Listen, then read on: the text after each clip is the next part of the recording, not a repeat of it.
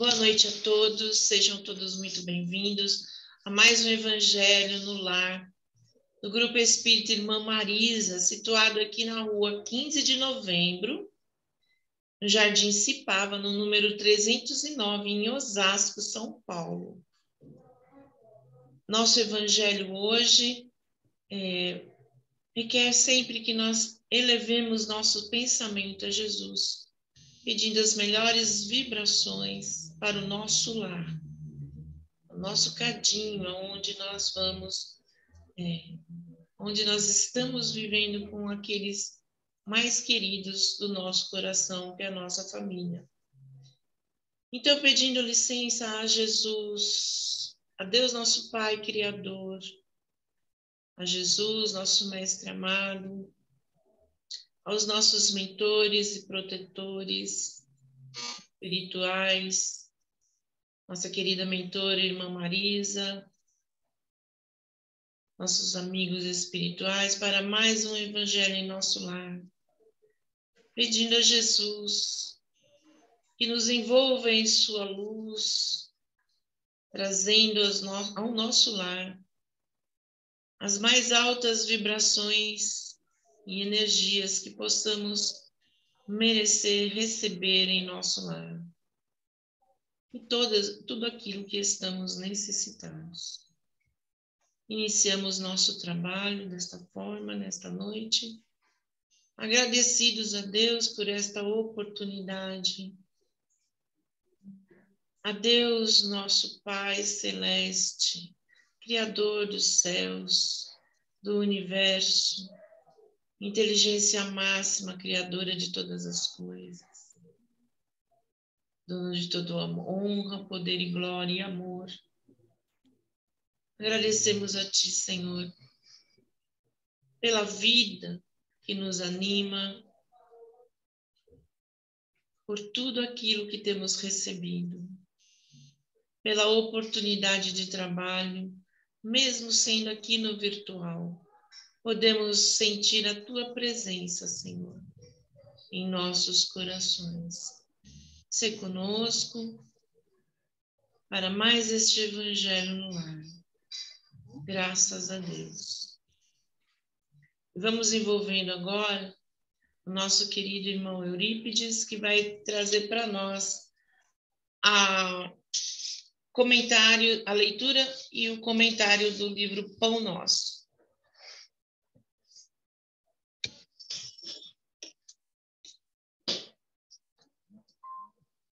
Boa noite a todos. Mais uma vez, que o Pai nos permita aproveitar esse instante de estarmos juntos nas lições que sempre nos são passadas todas as semanas, lições sempre importantes a todos nós do Evangelho.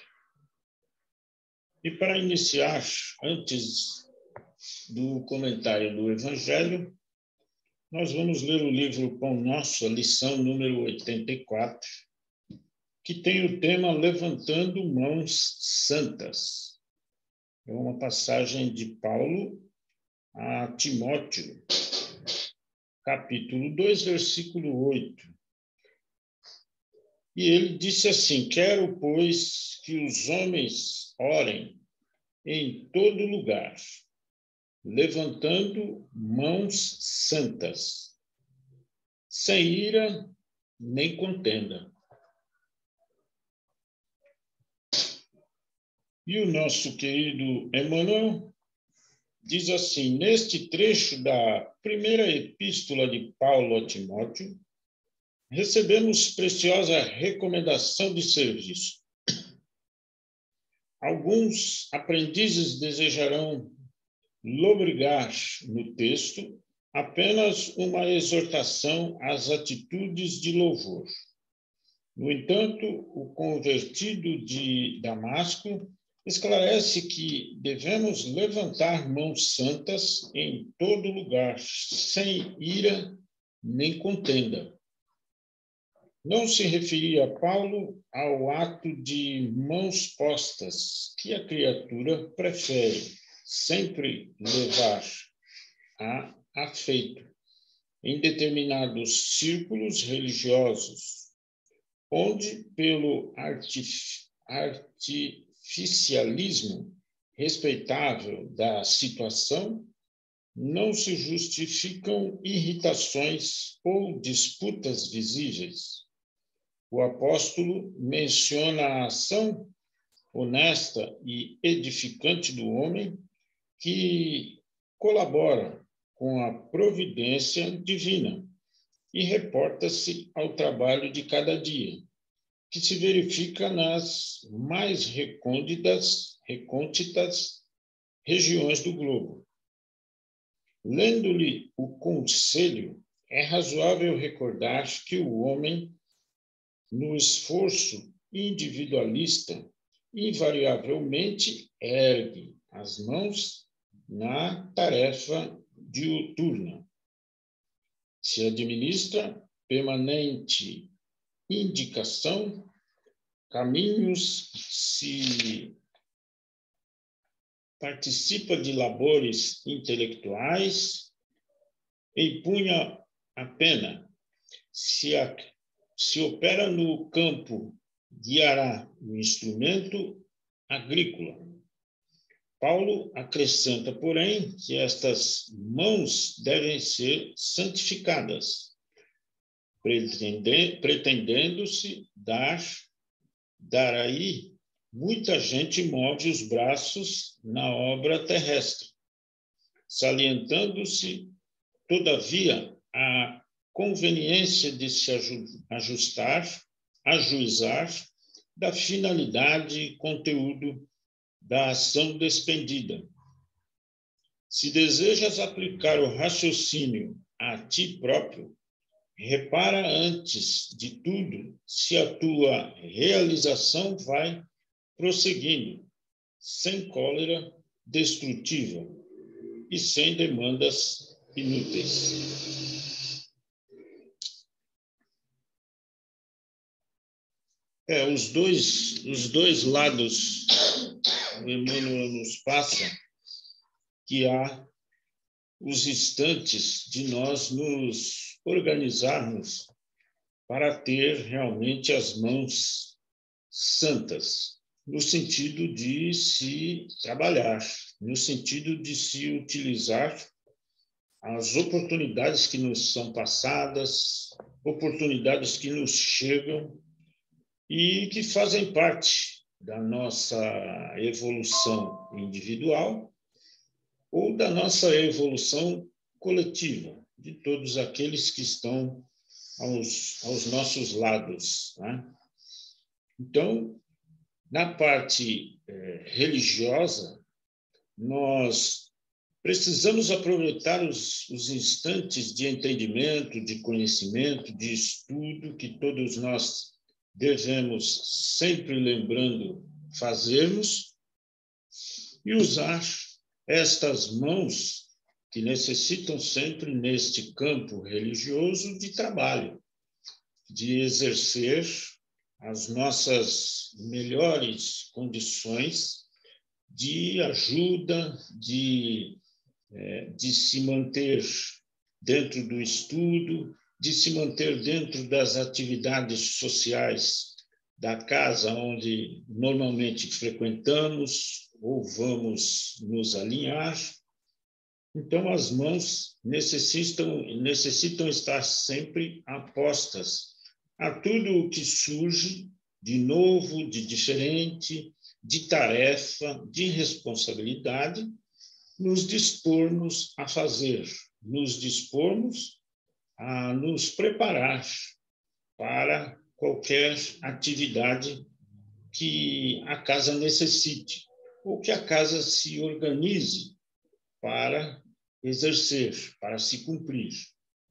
Então, esta condição das mãos significa momentos oportunos de crescimento pessoal, de crescimento social no meio em que estamos vivendo, na casa em que estamos vivendo, e isto vai ser importante, não só naquele instante, mas dentro de um período até longo, para que a gente possa fazer com que o lugar, a agregação, a condição de estudo que temos cresça, evolua, e nós também vamos melhorando e evoluindo. E no campo comercial, todos nós observamos que a disposição da boa vontade, a disposição da coragem, do entendimento e a condição de melhorias dentro dos nossos afazeres sociais, no nosso trabalho, no nosso empenho de atividades, é sempre importante estarmos prontos e darmos as oportunidades a quem necessita, ajudando aqueles que necessitam ou estão realmente precisando de uma força, de uma ajuda, de uma palavra amiga ou de um esforço necessário. Então, que as nossas mãos possam ser realmente santas, no sentido de estarmos sempre dispostos ao exercício das melhorias, ao exercício das nossas oportunidades que surgem para nos ajudar e ajudar aqueles que estão ao nosso lado. Juntemos nossas mãos e prossigamos em nossas atividades. E desta forma nós agradecemos pela oportunidade e vamos passar a palavra do Evangelho ao nosso companheiro, professor Florial. Muita paz a todos. Obrigado, Eurípides. Muita paz a todos, muita paz a vocês em casa. Que a paz do Mestre Jesus nos envolva hoje, agora e sempre. O tema de hoje está inserido no livro Evangelho segundo o Espiritismo, no capítulo 10, cujo título Bem-aventurados os misericordiosos. É importante entendermos essa expressão, porque ela faz parte do Sermão do Monte. Alguns conhecem como Sermão da Montanha ou Sermão das Bem-aventuranças. Jesus partiu com 33 anos de idade. Durante 30 anos, Jesus viveu a vida na terra como todos nós. Filho de Maria, de José, carpinteiro, tinha a profissão do pai, também trabalhou com o pai como carpinteiro, e aos 30 anos de idade, ele disse aos pais, agora tenho a minha missão a ser cumprida. E durante os últimos 3 anos em que esteve conosco, ele teve muita intensidade nos seus ensinamentos. E já no finzinho desse período de 3 anos, quando ele sobe ao monte, era chegado o momento dele sintetizar todos os seus ensinamentos e no monte ele profere esse sermão, o Sermão das Bem-aventuranças, ou Sermão do Monte, ou Sermão da Montanha. E bem-aventurados, se pudéssemos traduzi-lo, seria felizes. Bem-aventurados os misericordiosos. Portanto, felizes os misericordiosos. E quando tratamos de misericórdia, nós estamos tratando de um coração mísero. Misericórdia. Córdia de coração e mísero de humilde, ou seja, de um coração humilde. Felizes aqueles que têm um coração humilde. E nesse aspecto, Jesus tem vários ensinamentos juntamente do Sermão do Monte. Mas um deles se destaca e está em Mateus, no capítulo 7, nos versículos 3 e 5, cujo título é O Argueiro e a Trave no Olho. Muito bem. Muitos se perguntam o que seria um argueiro. Argueiro, muito conhecido por nós, por todos nós, é um cisco, aquele objeto minúsculo que entra nos olhos e incomoda. A trave, todos nós sabemos do que se trata. Quando nós temos algum esporte, nós temos alguns esportes que utilizam traves. Portanto, trave é aquele objeto mais robusto, roliço, bastante diferente em termos de tamanho a um argueiro, ou seja, a um cisco. E quando Jesus trata do cisco e a trave no olho, ele diz o seguinte, nesses versículos 3 a 5 de Mateus, no capítulo 7. Porque vês tu, pois, o argueiro, o cisco, no olho do teu irmão, e não vês a trave no teu olho?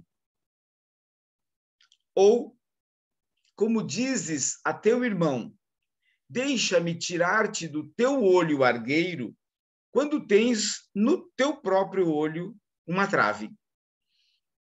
E Jesus diz, hipócrita, tira primeiro a trave do teu olho, e então verá como has de tirar o argueiro do olho do teu irmão. No item 10, Kardec vai trabalhar essa passagem dizendo: um dos caprichos da humanidade é ver cada qual o mal alheio antes do próprio. Para julgar-se a si mesmo, seria necessário poder mirar-se num espelho, transportar-se de qualquer maneira fora de si mesmo e considerar-se como outra pessoa, perguntando: que pensaria eu se visse alguém fazendo o que faço?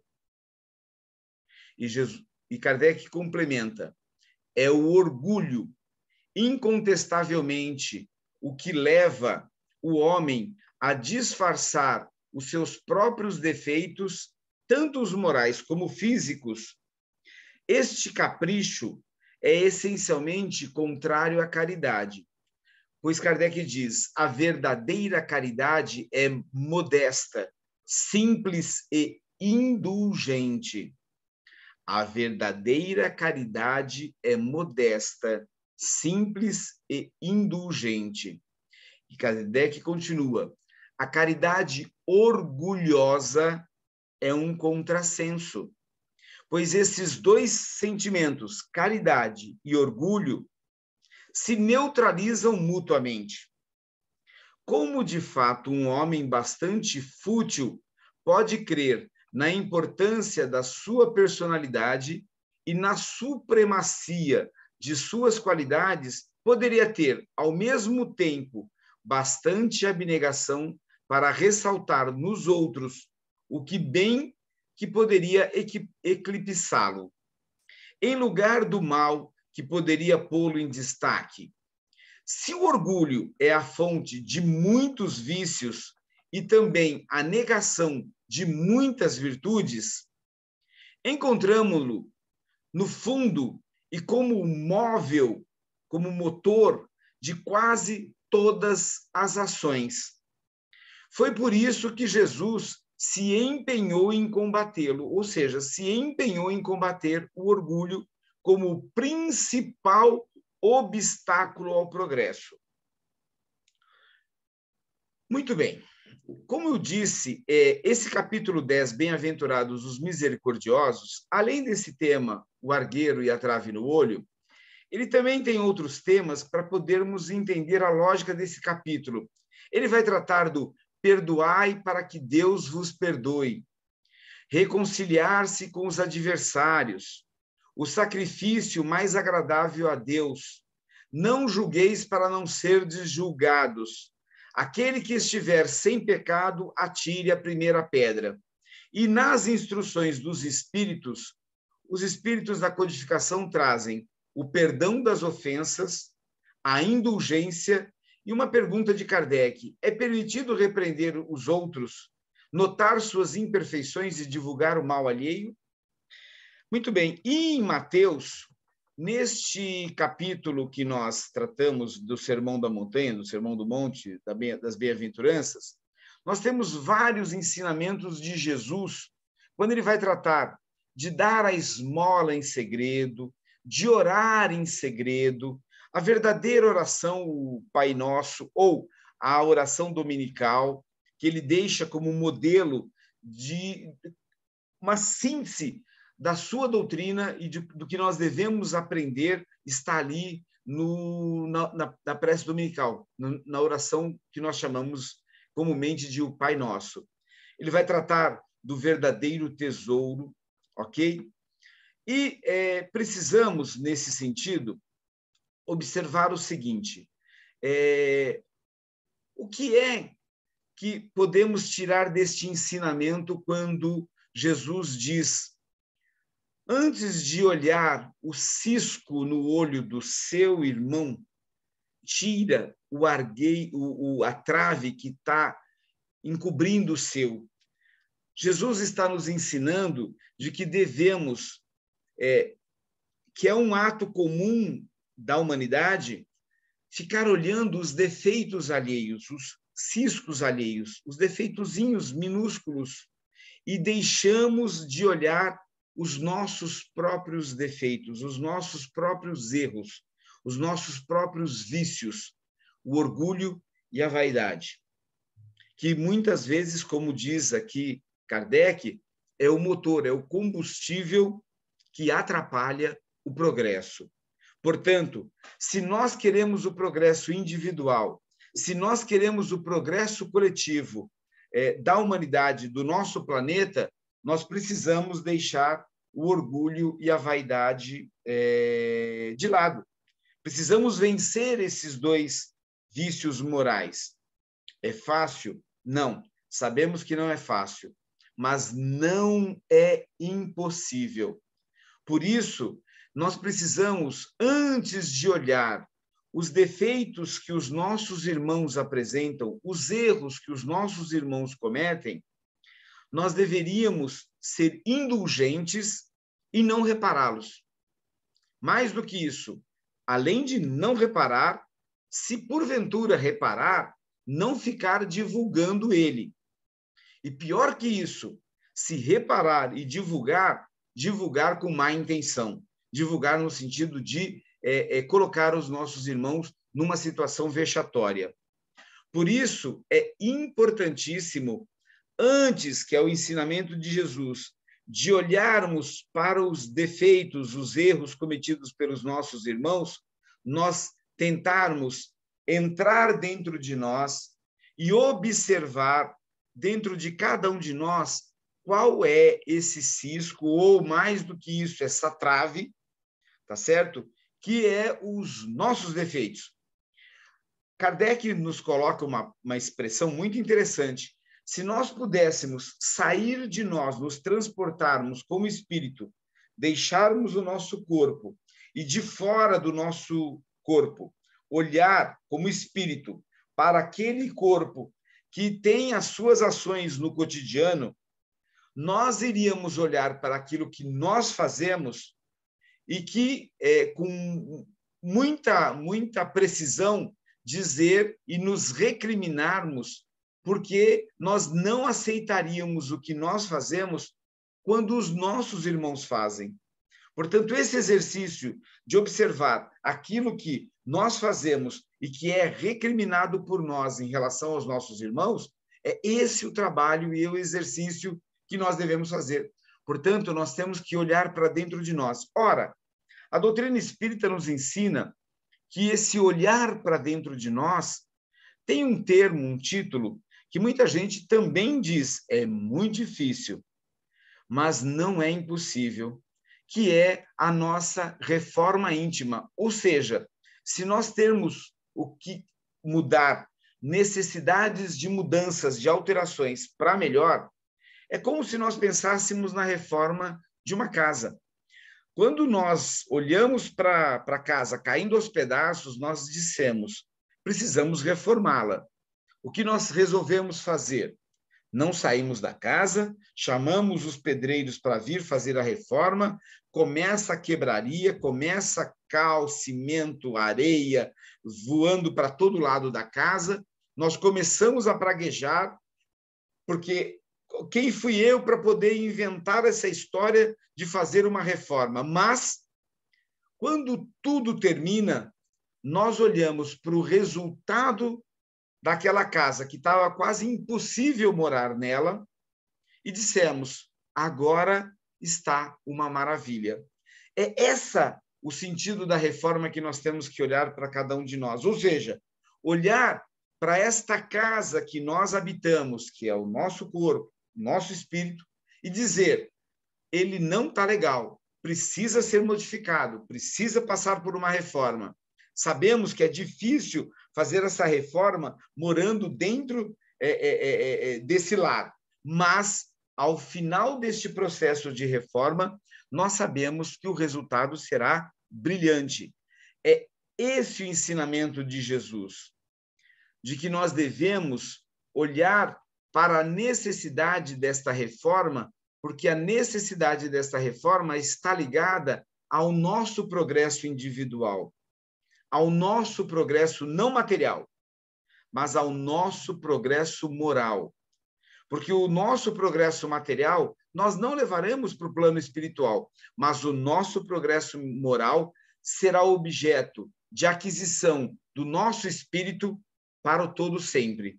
Portanto, é esse progresso que nós precisamos realizar. E quando realizamos individualmente, eu, você, nós, toda a humanidade, o planeta ele está em processo de evolução, ele está em processo de transformação e de renovação. Por isso, nós estamos vivenciando um momento ímpar, que é o momento de sairmos de um mundo de expiações e provas e entrarmos num mundo de regeneração.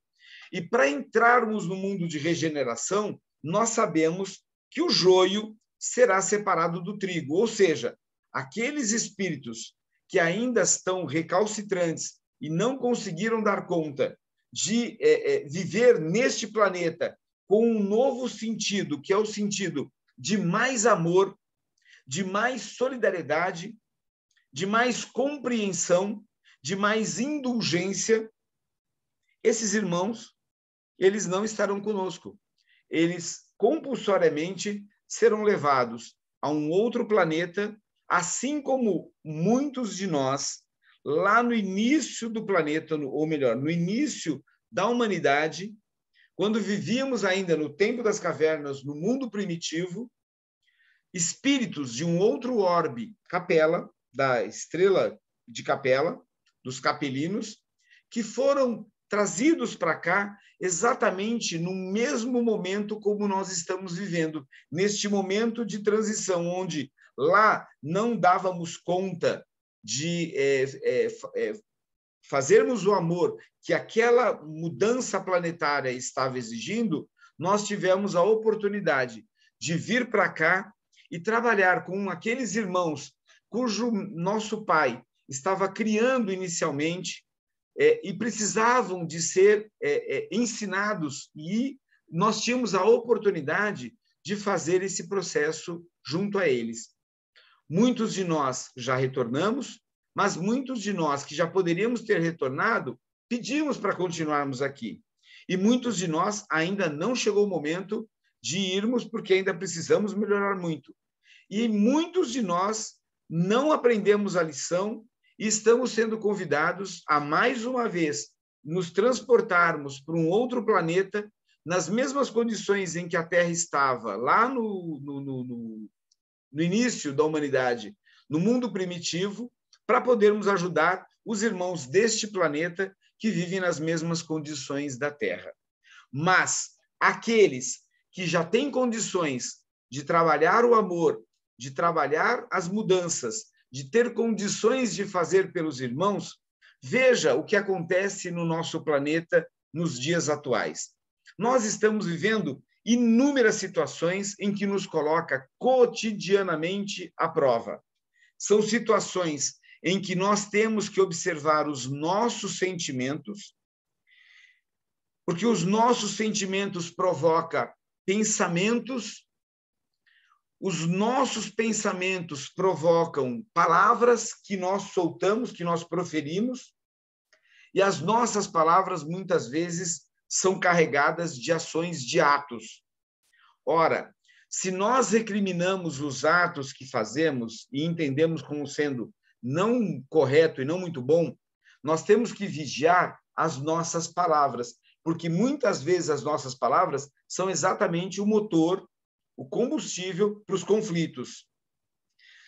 Para nós podermos e termos como vigiar as nossas palavras, nós precisamos vigiar os nossos pensamentos, porque se conseguirmos vigiar os pensamentos, nós vamos conseguir fazer um freio nas palavras. Muitas vezes nós pensamos e nos perguntamos, mas por que eu pensei isso? Por que esse pensamento está passando em mim? E nós nos recriminamos no pensamento. Mas para que nós possamos, inclusive, fazer com que os nossos pensamentos sejam freados, nós precisamos dominar e trabalhar os nossos sentimentos. O que é que nós sentimos de tudo aquilo que nós vemos no planeta? Seja nas notícias da televisão, do rádio, do jornal, das revistas, sejam as notícias que os nossos irmãos nos trazem. Como é que nós sentimos? Nós queremos estar sempre olhando para as notícias que falam dos outros, sejam dos artistas, dos jogadores, dos esportistas ou dos políticos. O que eles estão fazendo? Olha, veja o que eles estão fazendo. Nós estamos sempre apontando os erros dos outros, mas nós nunca olhamos para os nossos erros. Precisamos olhar para os nossos defeitos, para os nossos erros, dominar os nossos sentimentos. Dominando os nossos sentimentos, dominarmos os nossos pensamentos, para podermos dominar as nossas palavras e, com isso, dominar as nossas ações.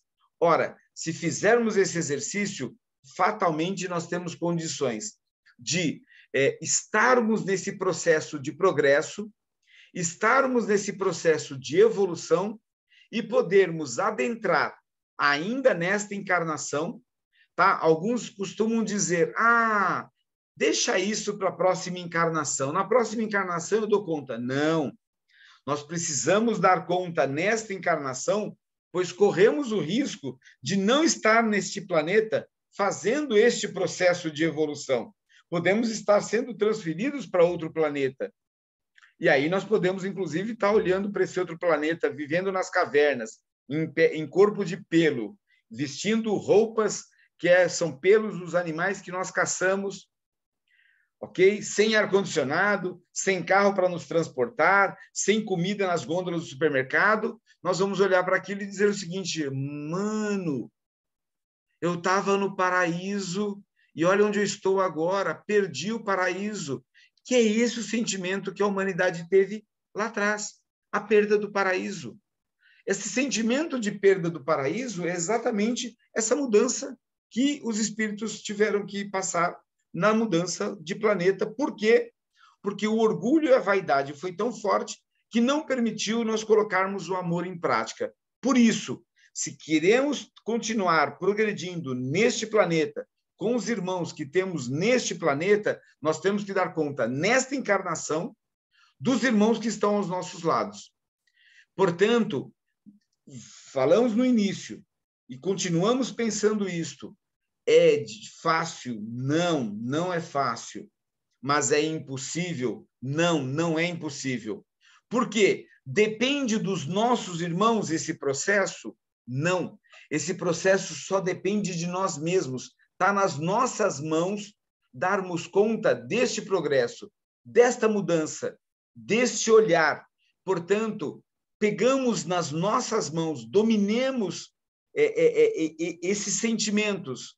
E, dominando esses sentimentos, vamos fazer com que os nossos espíritos estejam nesse processo de evolução, fazendo coisas melhores. E olha que neste momento, como eu disse anteriormente, é um momento ímpar para isto, porque nós estamos vivendo inúmeras situações onde nos coloca à prova. E vou lembrar uma frase que a espiritualidade tem nos dito nos últimos dias, que é o seguinte: nós conhecemos os conceitos teóricos da doutrina dos espíritos. É chegada a hora de pararmos de teorizar, de ficar só falando. É chegada a hora de colocarmos em prática esses ensinamentos. Ou seja, colocar o amor em prática. E o que é o amor em ação? O amor em ação é a caridade. É chegado a hora de olharmos para os irmãos que estão em conflitos em alguns lugares do planeta, tá? E orarmos por eles, vibrarmos por eles, para que eles possam ter amor no coração. Oração e vibração é um instrumento fundamental e, portanto, devemos fazer esse processo de oração e vibração por esses irmãos. Mas não só os que estão lá longe. Nós podemos também orar e vibrar por os que estão próximos da gente, para aqueles que estão conosco em casa, para aqueles que estão conosco nas nossas famílias, pai, mãe, irmão, irmã, filho, filha, marido, mulher, tá? Esses precisam das nossas orações e vibrações, e mais do que isso, esses precisam do nosso amor, e nós temos condições de dar este amor. Por quê? Porque nós temos que vibrar paciência, nós temos que ser pacientes com esses irmãos. É com essa paciência que nós estaremos transformando os nossos sentimentos em amor. Por isso, olha que interessante, nós estamos vivendo uma pandemia, nós estamos vivendo uma série de cataclismas, é chuva, é enchente, é barranco que desce o morro, são pessoas que estão perdendo o que têm, são pessoas que estão perdendo os seus irmãos. Muitos nós vemos, tá, se cotizando para poder levar alimento, roupa, remédio, água para esses irmãos necessitados. O que é que nós estamos fazendo? Podemos fazer o mesmo. Mais do que isso, tem muitos irmãos que estão indo lá onde os barrancos estão caindo e com as próprias mãos estão ajudando a desenterrar para tentar ver se ainda localizam alguns irmãos que sobrevivam. E se não localizar, os corpos daqueles que desencarnaram, para que as suas famílias possam enterrá-los com dignidade e fazer o processo de passagem de encarnado para desencarnado. Portanto, é esse processo que cada um de nós tem na mão neste momento, seja em casa, seja na fila do banco, seja no metrô, no trem ou no ônibus, seja no ponto, na estação, quando alguém nos para e faz um comentário sobre o dia, e esse comentário vai para um outro assunto, e vai daqui, e vai dali, onde às vezes as pessoas fazem perguntas para nós, e que nós falamos, nossa, mas por que essa pessoa está perguntando isso? Por que essa pessoa está comentando? É porque é chegada a hora do nosso conhecimento teórico ser colocado em prática em benefício desses irmãos. Nós temos essa possibilidade, nós temos esses instrumentos na mão e nós podemos fazer esses instrumentos serem os melhores possíveis. Por isso, cabe a cada um de nós fazermos esta caridade em ação, este amor em ação, a caridade para com os nossos irmãos, mas também para conosco.